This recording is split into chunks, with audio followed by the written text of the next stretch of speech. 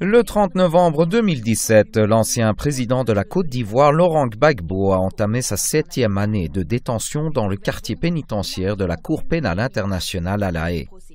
Par courrier du 9 février 2018, le juge président de la Cour, Kouno Tarfousser, a fixé un ultimatum à la procureure générale Fatou Bensouda. Il lui a demandé de fournir un mémoire d'instruction détaillé des preuves à l'encontre de l'accusé. Ainsi, après 4 années, une instruction conduite uniquement à charge, disposant d'importants moyens d'investigation et 2 ans de procès consacrés à l'audition des seuls témoins de l'accusation, il est reproché à la procureure générale de présenter un dossier insuffisant.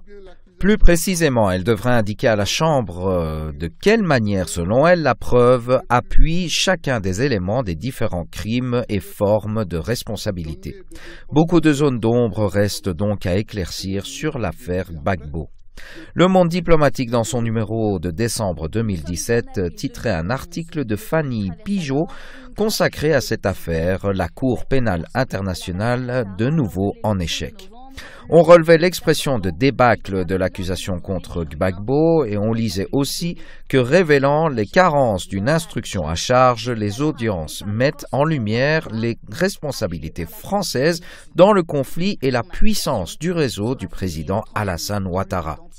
Dès juin 2012, la revue Marianne, sous le titre « Gbagbo déjà condamné », s'interrogeait sur le bien-fondé de la procédure judiciaire intentée alors par la Cour pénale internationale contre l'ancien président de la Côte d'Ivoire.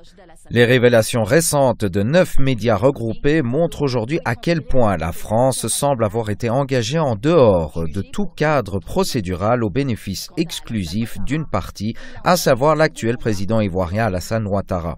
En contradiction totale donc avec la neutralité politique absolue que revendique l'institution judiciaire depuis sa création.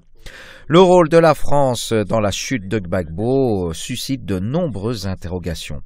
Le 2 février 2016, la juge d'instruction française Sabine Kéris a demandé le renvoi devant la Cour de justice de la République des anciens ministres Dominique de Villepin, Michel Alliot-Marie et Michel Barnier. Ils auraient permis la fuite de mercenaires soupçonnés d'avoir bombardé le camp de Bouaké en 2002. 9 soldats français de la force d'interposition avaient péri et Paris avait profité de l'émotion suscitée par cette attaque trouble pour riposter en détruisant la flotte aérienne ivoirienne. Pour les partisans du président déchu, la France cherchait en fait un prétexte dans une stratégie visant à éliminer Gbagbo.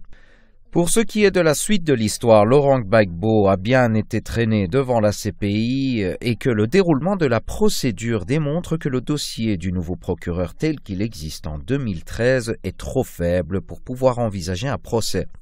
Mais l'intéressé n'est toujours pas libéré au titre de la présomption d'innocence, principe cardinal donc du droit français.